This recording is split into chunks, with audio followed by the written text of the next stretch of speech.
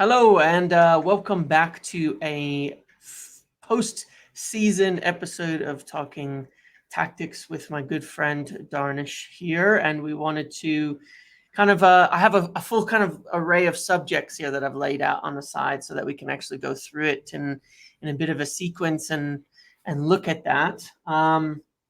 So yeah, how have you been? It's been a little bit and had a wacky end to the season, followed by a real positive. So it's something nice to talk about. Finally, the first time the whole season, we've gotten on here saying, there was actually a good game to discuss that was worth getting into.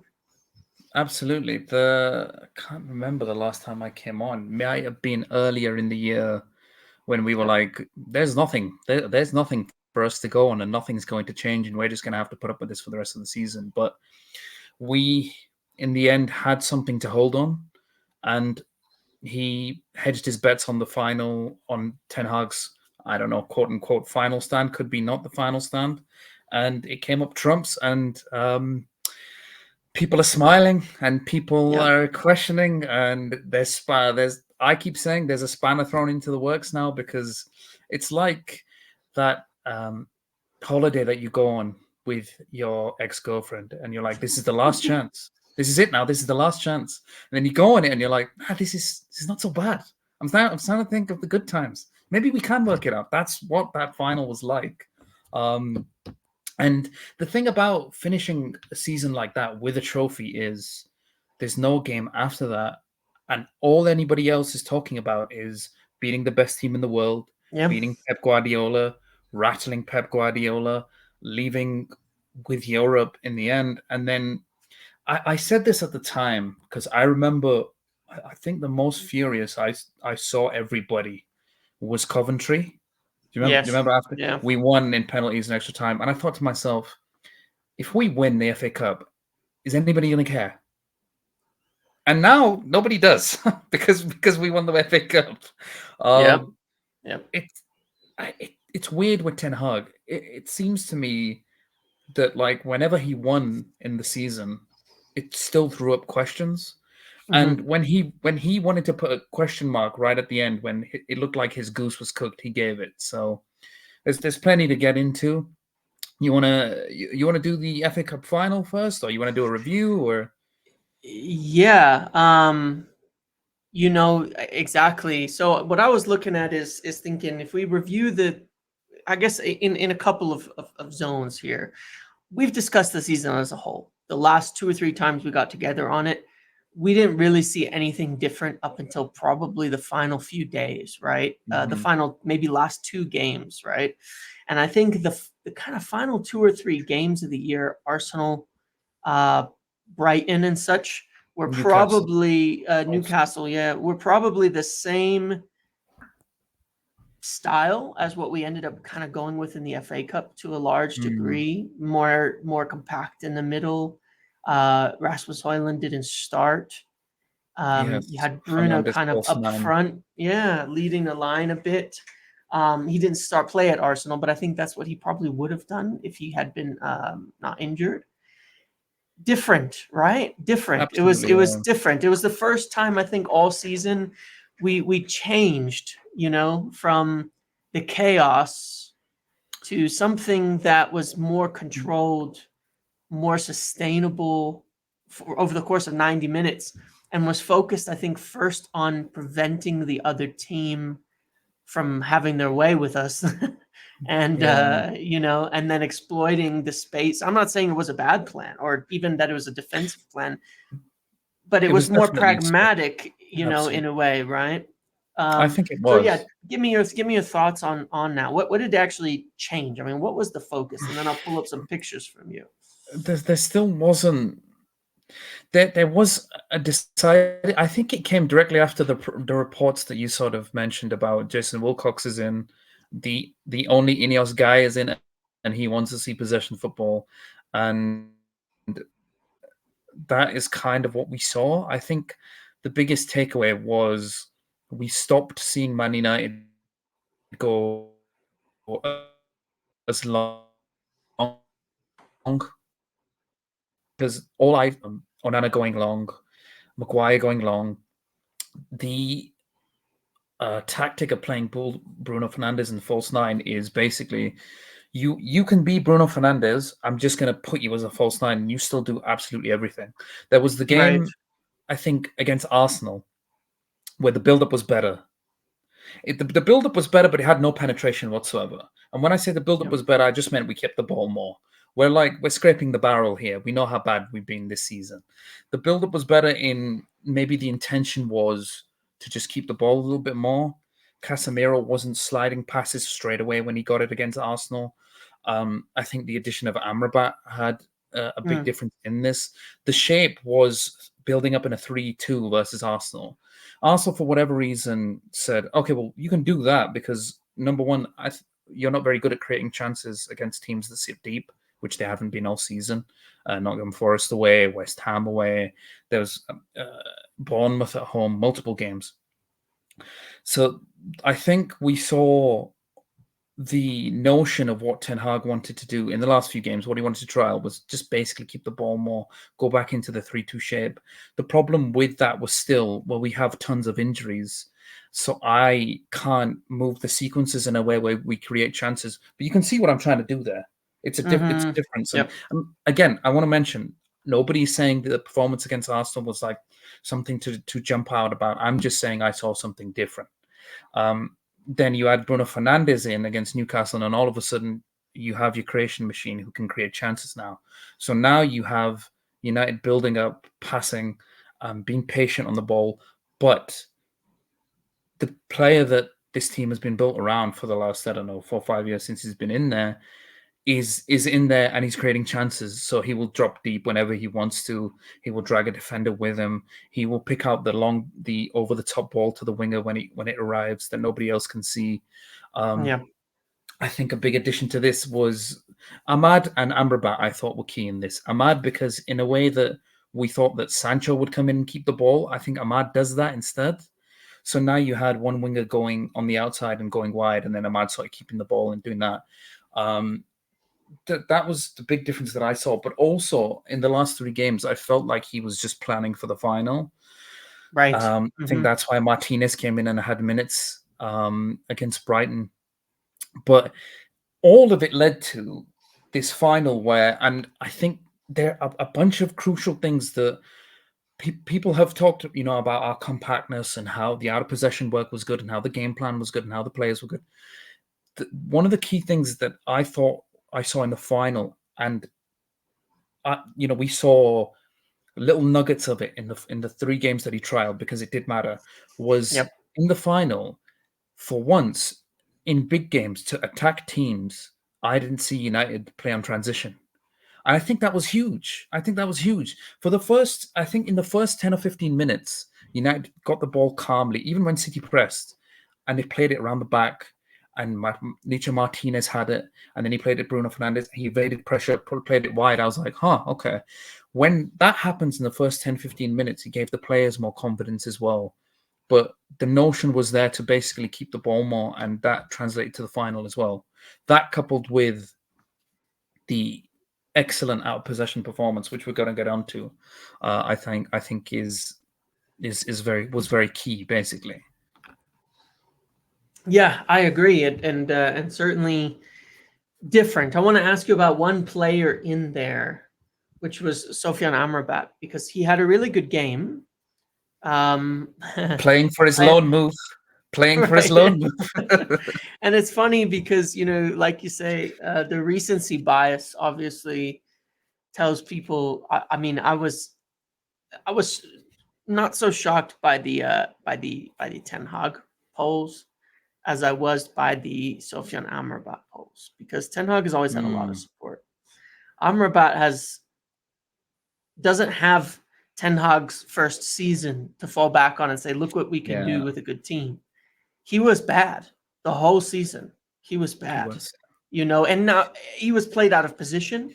He was played in things that don't suit him. I thought the game, in my personal opinion, I thought he was really good in the final.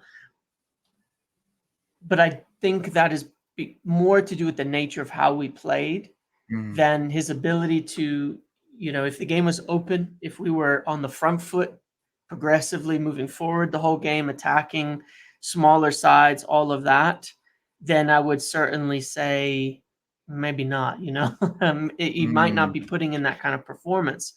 But he was very effective in what he did. I don't know that he left our half. Sort of my point on that, right? There wasn't a lot of up and down the pitch, things like that, covering of huge spaces. It was very compact. McTominay was sat practically right in front of him the whole time, staying down the middle. The wingers were narrow. Everybody was narrow, and I think it gave you a lot of it helped, and that was part of the system that Ten Hag set up that really protected everybody rather than expose them like we've seen so many times this year. But the question I wanted to ask is, don't you think Casemiro probably could have done that job too? oh, you said some Because there's very. this conflict, I could see where it was going, and then you swung a Yeah. little hot take in there. Because Listen, there was this conflict, right? Casemiro was obviously bothered by some of the criticism he got for playing at center back, where he was having a rough yeah, time. Then the center backs come back. It's an FA Cup final, and he's not in the team. yeah, And I thought Amrabat had a pretty bad game against Brighton, the final game of the he year did. too. He did. And I was surprised. I was very surprised when I looked at that and saw that. And it worked. So I'm not questioning the decision. I'm more saying, we probably could have done that with Casemiro. And my only point on that is I think it's more about like the role was set up well by Ten Hag rather than it required some individual brilliance. And I think that's a key to these types of games. What do you think about that? Maybe we could have. Maybe the same could have happened with Casemiro. I keep looking at him, going, "Please stop diving in. Please stop side tackling. Yeah. Please Well, stop there's doing everything. that. Yep. There's Please that. stop that." Because there was the key moments against Man City were when to press, when not to press, when to stay narrow, when to go. And this is for everybody. This is for the wingers. This is for the forwards. This is for the midfielders. This is when to mark Foden and De Bruyne, when to follow them if they go deep or if they push closer to the ball into defense. Yep. Would that have happened with Casemiro? In hindsight's a funny thing. He's played a lot of games this season and he's got a lot of flack. I haven't personally given up on him because I think that he's younger than Kroos and Modric. He just needs to change a few things and adjust playing to the Premier League. And frankly, his wages are very high. I don't know where we're going to send him. I looked at Amrabat and I thought, well, he played 87 minutes against Arsenal. He played 90 minutes against Newcastle, and he played 69 minutes against Brighton. Mm. That to me looks like a manager who knew he was going to play him there, or he was at least trialing him for those 3 games to say, okay, I want to see how this system does, and then I'll go back to it again. Yeah. It's the whole thing of keeping the ball in possession. In possession, Amrabat he's underrated in possession. He knows where to be. He will drop deep in defense to make a 3. He will know where to be in the middle of the pitch. He's a little bit better at progressing the ball than Casemiro. Not that much, but he's a little bit better. So I think that had to do with it as well. So there were a couple of reasons of why maybe we wouldn't have won with Casemiro in there, just because of bad form, but him sliding in, Amrabat having minutes. But I do want to quickly talk about the cup final because where the hell has that been all season? Where the hell has that been all season? And I think I spoke about this online. The absolute key, the absolute quintessential thing that I saw it unfold as well. I was watching it abroad, but I was like, this is good. This is working. And the thing about things that work for the first 10, 15 minutes, then the players can, like Gary O'Neill said on Sky Sports, the players can get it in their minds then as well. They're like, oh, we worked on this. This is actually working. Look, they're not finding any space. But the key thing was our setup was brilliant out of possession because Amrabat and Mainu followed Foden and De Bruyne. Yes. Now, City build up in a 3 and a 2. So the 3 at the back, whether it's Ake, Akanji, Walker, and then Rodri and Kovacic. Then up front, there's a 5, but in that 5, there's 2 players in Foden and De Bruyne who are like in the half spaces and they roam around. They roam around the left, right, What that does is they normally drag players around this way and that way, and that creates loads of space. But when Amrabat tracked Foden and Mainu would track De Bruyne or vice versa as the floaters, they didn't know where to go. So with them closely marked, and Haaland, if he dropped deep, Lisandro Martinez would take care of him. Rashford and Garnacho would go wide to whenever the ball was punched. So if City are playing in a 3-2, what was happening was Bernardo kept dropping deep from the 5 because they were creating no space. So City tend to do this. They'll drop on midfield very, very deep. But whenever Bernardo dropped deep, Rashford and Garnacho would go over to Rashford or Garnacho, depending on whichever wing it was, would go over to whichever side it was. Meaning the shape is still compact and narrow. You don't have players pressing. You just have them marking space in the middle of the pitch, and they're not getting it to their most important players. So if City switched and Foden dropped even deeper, Amrabat would pick up the advanced midfielder. So if Foden dropped deeper and Kovacic would go up, Amrabat would pick up Kovacic, and the nearest forward would pick up Foden. So with a winger going out to whoever was on the ball, so it was Foden, it would keep the shape compact. So City didn't have anything to do apart from, okay, fine, we'll just pass it back, or we'll go out wide, or we'll try a ball in behind. And that's when you knew, okay, Man United are clearly working on something here. The distances between Foden and Amrabat and Mainu and De Bruyne, even with City pushing up, so like with a centre-back, 2 midfielders and Walker, United had created the space so narrow between the wingers and the midfielders. There wasn't anything to do apart from pass the ball around from City. Or plan B, which they eventually stumbled on in the second half, was, okay, fine, throw Doku on, play it wide. Hopefully he'll take Wan-Bissaka on, and then we can go from there. Because at that point, you've got City. You've got City, you've marked the space. If they're going wide, it means you're doing something right because you want to stop the space that they have in the middle. You want to stop the ball getting to Foden and De Bruyne. Foden is the player of the season. De Bruyne is still a very crucial player. So when they look to build up in a 2-2 with like Kovacic and Rodri in the middle, and they were still, the fullbacks Walker and Guardia were really stretching the pitch wide, and Foden and De Bruyne were in the pockets trying to find spaces. The forward line of United just reduced City's ability to punch the ball centrally. If you stop the ball getting to Foden and De Bruyne, you're doing something right. And I think a big thing, again, I'm repeating myself, was when we got the ball, it wasn't just go long Rashford behind transitions. It was because we've got Martinez, we can actually calmly work the ball. And because we've got Amrabat and Mainu, you can calmly work the ball and fashion some chances. And that's how that second goal happens, which is just magnificent. I'm not sure why it took him this long to realize that, okay, maybe Chaos Ball isn't the one. Maybe it's because at some points in the season, it looked like we were flirting with the Champions League place. And the Chaos Ball was kind of working, and he was leaning into it, thinking, actually, there's loads of goals being scored this season. I want to lean into it. But the problems on Chaos Ball we've already touched upon defensively was a nightmare. It felt like the penny had dropped. I just wonder if it was too late.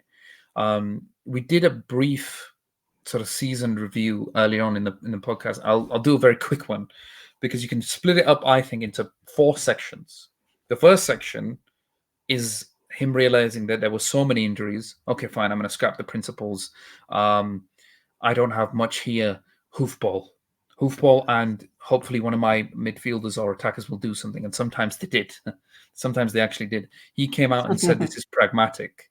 This was when it was like 1-0 against Burnley and Bruno would score a worldie. 1-0 against Fulham, Bruno would score in the 93rd minute. Garnacho would score an overhead kick. So this was, he kept saying it was pragmatic, but the principles weren't there. We didn't really see a route to goal. It was more just hoofing it long. The second part was him sort of leaning into Chaos Ball. So this was a style of play. This was him encouraging games being end-to-end because, I've got fast players on transition. Højlund's coming into form. Garnacho's coming into form and he's playing lots of games. We can hit you on the break. The flip side is we'll probably concede a lot of chances. The game's going to go full pelt, 90 minutes. My players are going to get tired, which is even worse because we already have more injuries. Then the third section is, what we've just spoke about there. There was always a plan. I think there always is a plan with a manager. It just was haphazard throughout. Yeah, and that's what I felt as well. And I think that if you kind of look at it, it did remind me of, which is why I don't feel quite maybe the same as a lot of people about the change, about there being some big change at the end of the season, because we don't know what the next game would look like, right? Either, because we've done things in the past that have worked, and then the next game we've gone back to chaos. At the same time, really what it reminds me of is in a lot of ways was, of course, Solskjaer had a way of beating City pretty regularly as well by dropping those two deep mids and having Fred, Scott, or Matic, whoever was in at the time, mark the hell out of whatever midfielder was trying to make that inverted kind of run and through the lines and just pick them up, and keep those wingers deep and really clog the middle. I mean, we went to 3-5-2 on occasion under Solskjaer against City to just get real narrow at the back and defense and cover all those channels so that nobody could run through them. So, and so it was a good game plan because it's the best way to beat City. But for me, it was a game plan we've seen before. It was a game plan we know we're good at. We could play that way all day long, but we're not going to win titles that way. And that's where I think on the whole as a season, it was a great win, and it was a great thing to see that we can still do that. But it doesn't show me anything because that's not a model for next season in my eyes. Like that's not a way. It could be, but it's not how we can't play that way. Like that doesn't show us how we're going to beat Brentford. That doesn't show us how we're going to beat Villa, that's what concerns me about it. What I would say to that is last season I've said this on the podcast many times, and Ten Hag is an adaptive coach. So last season we saw three different versions of the Man United team. We saw what we saw against City, or we saw them break down teams in a low block. That's with the players back, with Martinez in and Shaw. A winger goes wide, fullback comes inside. So that's how I would say United would break down Brentford. It wouldn't be, they wouldn't practice controlling games and eventually they would control a game against a City and Arsenal. They would revert to what we saw on that weekend. So, do you know what I'm saying? That Ten Hag has always been that coach. Even in the Champions League, that Ajax team, Van der Beek, De Ligt, De Jong. Go look at those games. Those games, they're not controlling the ball for like 60-70% of the game. Right. So to me, it's more a manager reminding you, everybody saying, remember how good last season was. Remember, I can still do it against big teams. I just don't know why he couldn't revert to that this season sometimes. Yeah. Agreed. So perhaps we'll get onto that. But in future, if Ten Hag is the coach, it would be still adaptive, and you'd play against teams like City or Arsenal like that. And I agree, and I think that's still the best way. I think we're years away from being able to stay, control the games in the front in the attacking half against teams like that, and we're not there. I mean, nobody is really. I don't think Madrid didn't beat them like that either. So I don't think under Ten Hag, United would ever do that. I think under Ten Hag, it would always be adapting. Whether that's good or bad, that's somebody else's judgment, but that's what I think. Yeah. Yeah, I agree. So then let me pull these up really quick here just so you can see kind of the visuals of some of what you were talking about. And before we move on to the next kind of question on this here. So I'm gonna hold on one second. I gotta mess with this a little bit to fix it. Here. Now you can see the replies as well. Hopefully they're all good. Hopefully they're good replies. So yeah, cool. Got a little, I don't know if anybody you can still see those boxes or anything, but just so we can look at it quickly here. You were saying, the forwards and how they were all, man marking through the game here. Yeah, you can see I hope they can see where Bernardo is, but where Bernardo is right now, you can see Rashford is very closely following him.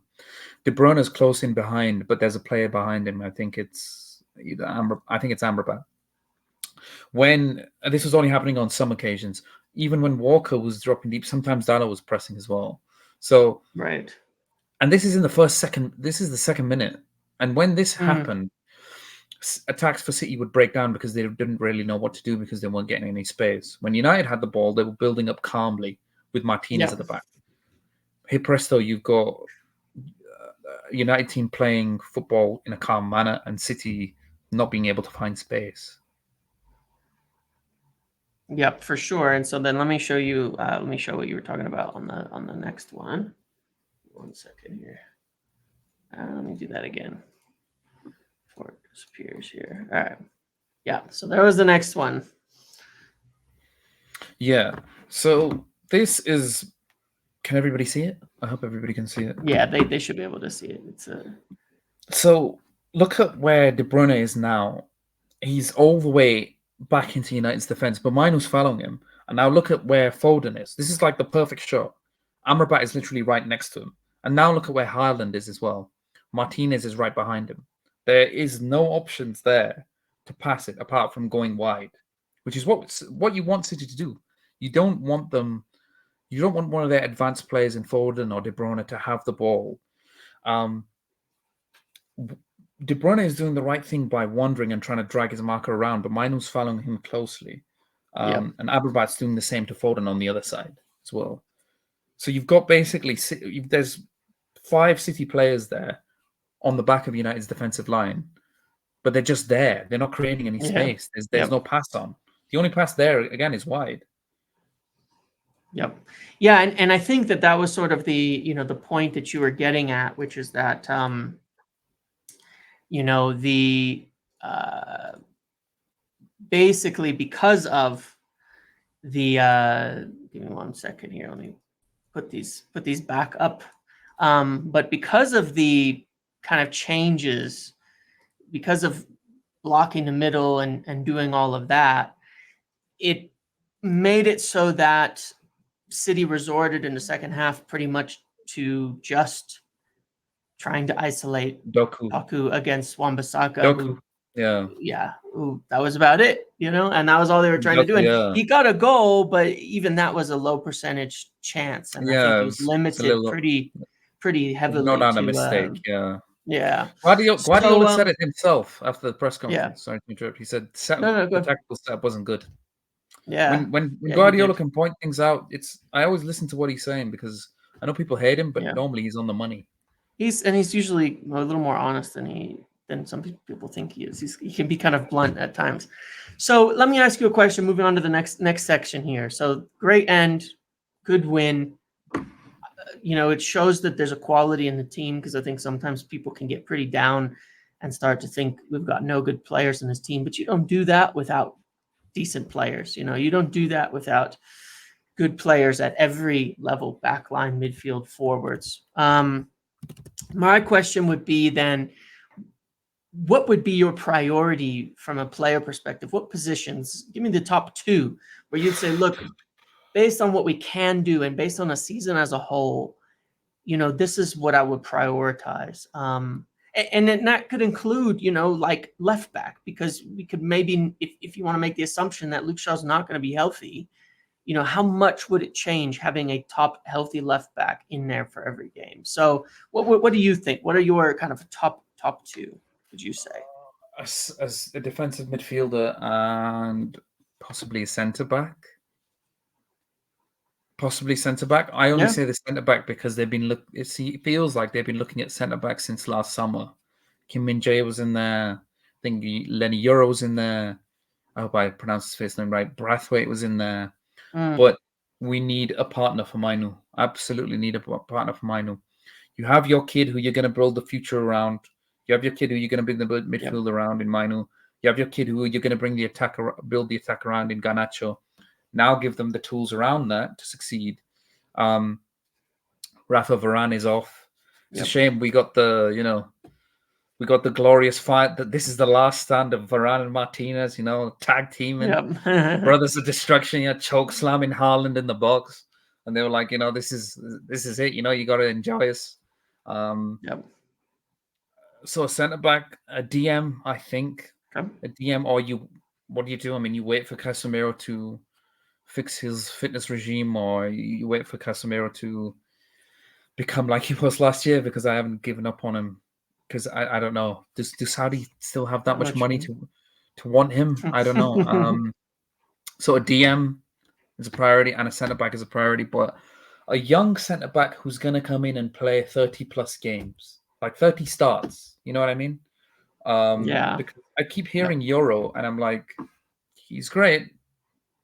I don't think he's 30 plus starters straight into the Man United team. Great. I don't. Harry Maguire's still there, and he'll still give you 25 games plus, no questions asked, whether he's on the bench or whether he's in the starting lineup. But if Martinez is back, you need to have a partnership next to him. And if you want Mainu in there, you need a partner next to him as well. There's two very good players there. If you're gonna have, if Martinez is back, that's two. Mainu and Martinez has barely played games together. Imagine being able to progress the ball with them two in. Just get a good young centre back in who can play 30 plus games. Maybe a Braithwaite who's already adapted to the Premier League, and get a good PM. I don't know what's available in the summer. Left back is an issue because I keep thinking about this quote that Gareth Southgate said. Honestly, I think about it before bed, and he said Luke Shaw cannot play a game every 3 days anymore, and that's going under the radar. I was like, really? Luke Shaw can't play a game every 3 days. That's a problem. That's a big, big problem. Yes. It is. Because this is a guy who, I think, for other fans who don't watch Man United, whenever you see Luke Shaw play, he's almost always 7 or 8 out of 10, and he's glorious to watch in possession as well. But I don't know how fit he will be, and I also don't know the transfer budget, and I'm also not Jim Ratcliffe, so. Right. I would tend to agree with you. Center back and that defensive midfielder to give us that stability that we don't have. I like Gerard Braithwaite because, yes, he's adapted to the Premier League already. Yeah, he can play both sides as well, which I think is important. I think that's, something that, works really well because, Lissandro hasn't been back for that long. Right. No. And there's always a worry. You don't want to push him through 38 starts in the Premier League next year, but you want somebody who can competently play on the left and get the same angles when he's out. Braithwaite is a big player. He's a developing player. I think he could fit almost anywhere. Like you take Maguire, Braithwaite, and Lissandro, you could probably mix them all up and get a good match one way or another, however you needed to. You have a few different ways of doing things, which would be better. Midfielder,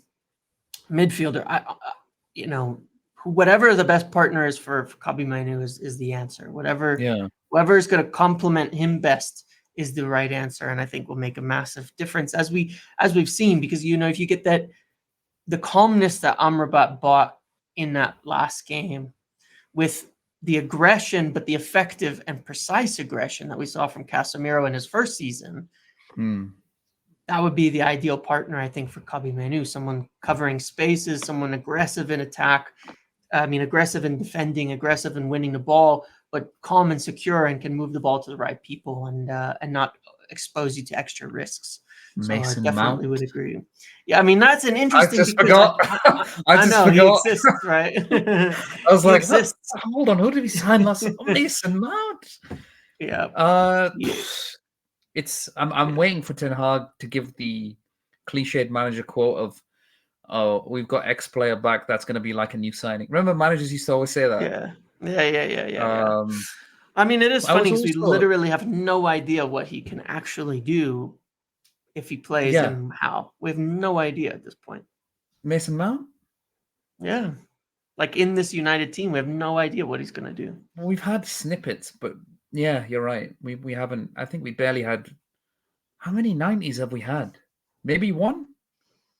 I think he played the first 2 games, right? I think Palace. He played Palace. Yeah. Remember him playing Palace? Yeah, maybe in so the he cup. played Wolves on the opening day, Yes, yeah.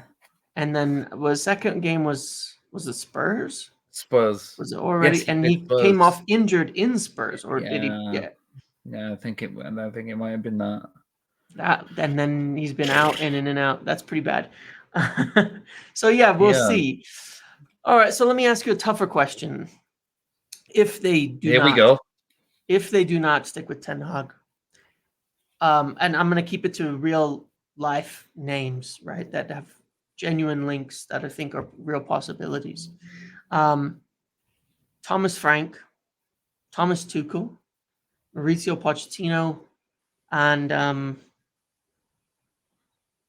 Roberto De Zerbi. Let's keep it to those four, though I think the first three are more realistic. And they were three of the four on the list that a lot of the journalists put out. So let's stick to those for this sake of discussion.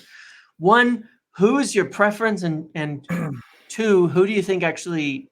I guess it's sort of a tricky question because there's a question of who fits the squad best now, and who would be best to take us forward to evolve. I guess if we were to Mm. make a change, what would be your answer? Would it be the same person, or would it be a different person for each question? You've asked me a lot there, James. This is the part where everyone's going to tune into because the whole video is like, they're just talking about tactics again. Tell me who the new manager is.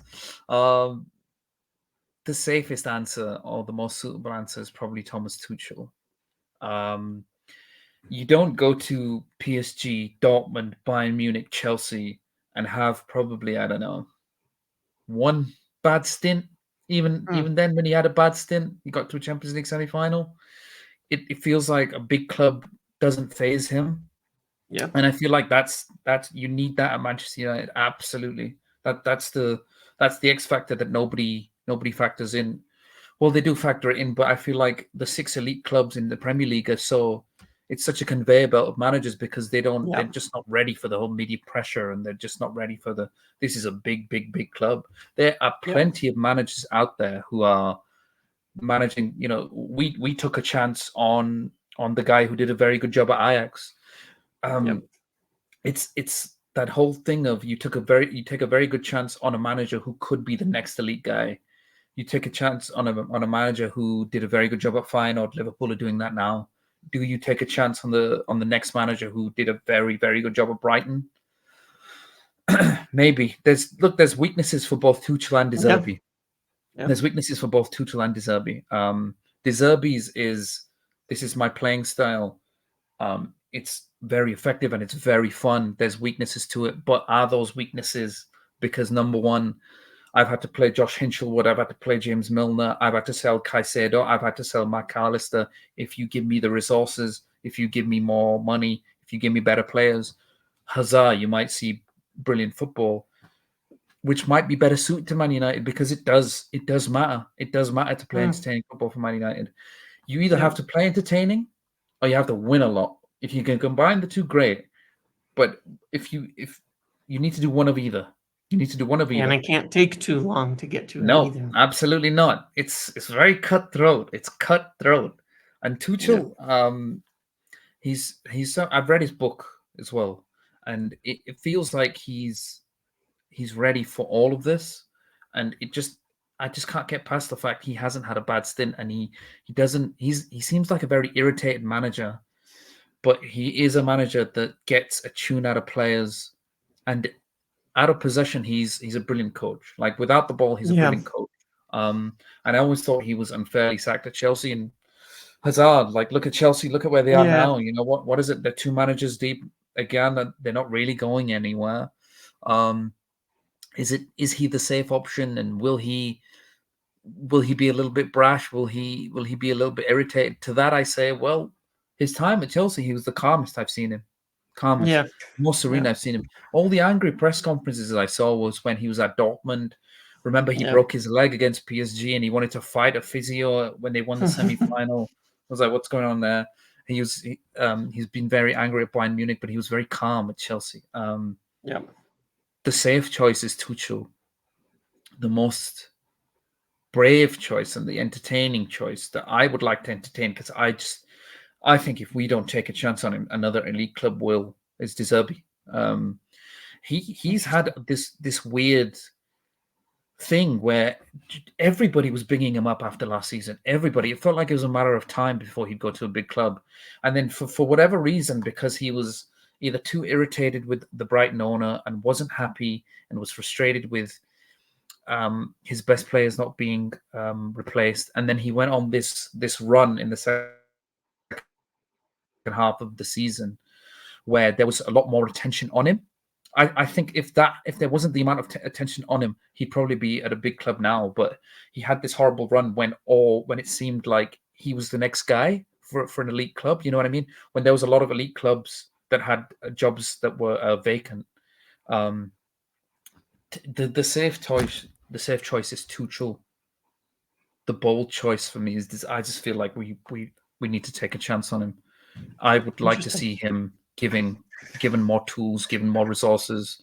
And that guy he's got charisma as well. He's got personality. He's on the touchline is a firecracker. And I just love seeing the way his football is played. However, and you have to factor this in now since Ferguson. You have to factor in how is a manager going to deal with the media? How is he going to deal with the pressure? Like we've seen with Ten Hag this season. Ten Hag he's been okay with how he's managed players. I would say that he's been all right. Yeah, yep, I hear you, and that makes sense. And I know there's a lot of people who probably be in the same school of thought about Thomas Tuchel being a bit of like a safe choice, someone who gets the tune out of kind of whatever team he will figure out the way to play. He's not stuck to one thing, where De Zerbi might be someone who pushes you all the way forward. I could very strongly see Pochettino being someone that the hierarchy would look at in a way that matches a lot of what they want, simply because you talk about dealing with the media. He's got no problem with that. He's done it for years as well. Yeah. He has the big club experience, Spurs, Chelsea, PSG. He has the Premier League experience. He's good with youth players. Is he the best manager on there in terms of accomplishment? No, it's Thomas Tuchel, but I could see that. I think that I'm surprised that I know, and I'm surprised, and he's wanted the job forever, which is part of it. I'm surprised. I was very surprised when Chelsea sacked him, because I thought by the end of the year they were much better than the start of the year. They were fourth on points since December 1st. That's really good for Chelsea, a team of a bunch of players that are just almost thrown together in a chaos, to make something out of that in one season. I thought it was pretty good. I was surprised they sacked him. He's been mentioned, so I guess we will see. So now, given if those were the options, those four, would you stick with Erik Ten Hag, or would you pick, or would you change if it was just entirely your choice and you could have any of them? Would you stick or would you twist? And that's the question. Let's weigh it up, right? Let's weigh it up, because I'll be completely honest here. I know everybody is thinking, get rid of him as well. I have been for the whole season. I think Ten Hag, regardless of what happened this season, he was in massive credit, and then he was in overdraft. He was in overdraft because of this season. So, dude, you had like $600, and now you're probably on about minus 300 just because of what you did this season, and the reaction to the changes and the way you dealt with the media. There are pros to sticking. There are pros to sticking, because I just don't want the cycle to start again. It's a very, very difficult job. It's a very, very difficult club to manage. It's a magnifying glass of problems. There is problems every single week that are truncated just because it's Man United. Right. Do you want somebody to come in and only after a year realize how big the job is, and after a year get his feet under the table, and after a year get to know all the players, and okay, this is the way I want to play, and no, I want this amount of budget for XYZ players? Or do you stick because there is somebody in there already that for 2 seasons knows the players? They're clearly still playing for him. The final shows that. He's got his feet under the table now. He's at Man United. Who's to say, and I'm not saying this is the right thing to do, who's to say you can't give him one more season? Just like next season, are United realistically going to win the title? Probably not. No. is Champions League football necessary next season? Absolutely, absolutely, for revenue, the new rules coming in. So those are some of the pros to stick. In terms of twist, the entire season, the Yeah. entire season. But there are caveats to that he keeps mentioning, and context that he keeps mentioning, and the best response that he could have given was the final, because he kept saying all year, I was like, look, dude, I've got so many injuries. So when the Yeah. players came back, you played the best team in the world off the pitch. You did. Um, CD, they didn't deserve to win the final, I didn't think. So there's pros and cons, but ultimately, it's probably twist. It's probably twist when, it's twist because it has to be twist. I would rather it be stick, just because continuity is rare in football now. And I think if you give most managers in these elite clubs 3, 4, 5 years, they would get further than what they are. But managers don't have enough time anymore. They don't. They don't have time to implement things on the training ground. But ultimately, what's happened throughout the season for Ten Hag has just, by default, I think it's twist. But it also might be twist just because it's been adaptive to win games. Like, I think Ten Hag knows that it's United and you need to win. Like, I think of the amount of times we defended a 1-goal lead last season. Even in the final, minute 68, I was like, crap, okay, no, I know what he's doing now. Everybody 10 men behind the ball. Minute 68, I remember turning to my sister I was watching. I was like, this is it now. We're just watching this Yeah. now for the last Yeah, 20 minutes. correct. I know. And the I was thing is, counting down, like, if we can hold them to not score yeah, by 80, then we probably got it, because they won't have time to score 2. Yeah. the thing is, you can see Ten Hag when he Yeah. switches into this mode into a game. He'll normally bring a defender on. He'll normally Yeah. bring a defender on and be like, right, we're going to hold what we have here. Yeah. Maybe it would have been different if he stuck to one style of play and we saw that coming through. But that's never been Ten Hag. Yeah. But it's not. If we lost the final, I think he would have been gone already. Yeah. Yeah, I hear you. Well, and I think that that's a fair, the overall, that's a fair argument to it, because I think there's a lot of emotional, like, reason for in and out and things like that come into play. But I think it's presented, I honestly think there are logical and fair arguments in both directions. And as long as it's being presented that way, then I understand where people, stand on it. I think the biggest thing that counts probably against Ten Hag even more than the whole season is just that I'm not sure an adaptive manager is what they want moving forward. I think that when you look at the hires, the people they've put in place, and the start of something new, you're thinking they want somebody who's going to do it this way and just go. And that's going to take time. That is going to take time. And the problem you have for Ten Hag is that he's in his 3rd season.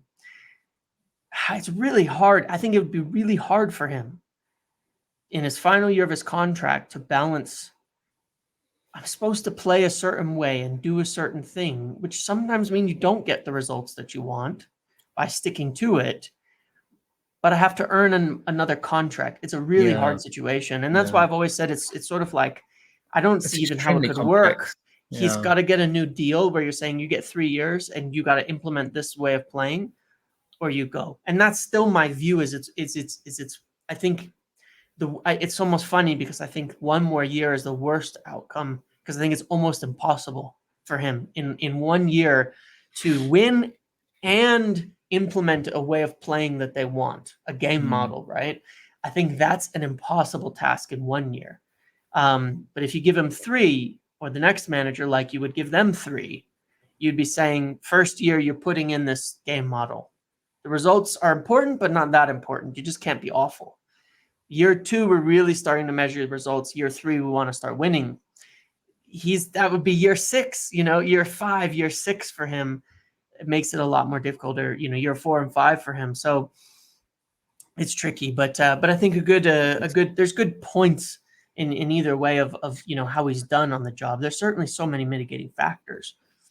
I agree. It's very complex. I would say as well, it's that whole thing of it's the whole Abramovich thing, right? When he came in and he was like, "I want my guy. I want Mourinho in. Ranieri, off you go." When new owners come in, they want their guy or the guy that they've picked. They very rarely stick, and if they do stick, he normally goes. Yeah. Like Yeah. Tuchel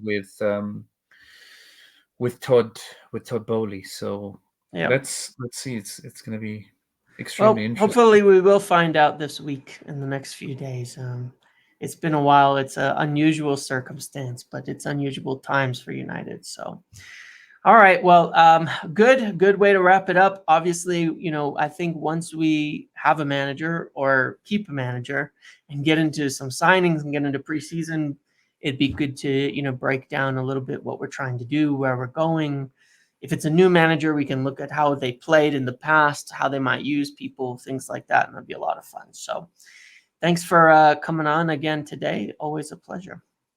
Always a pleasure, my friend. Hopefully the comments are nice this time. Oh yeah, they'll be all right. Okay. The mood is better. We've won something this time, so hopefully it's a I'll little have more love positive. letters. Yeah, exactly. All right. We'll see y'all later. Thank you.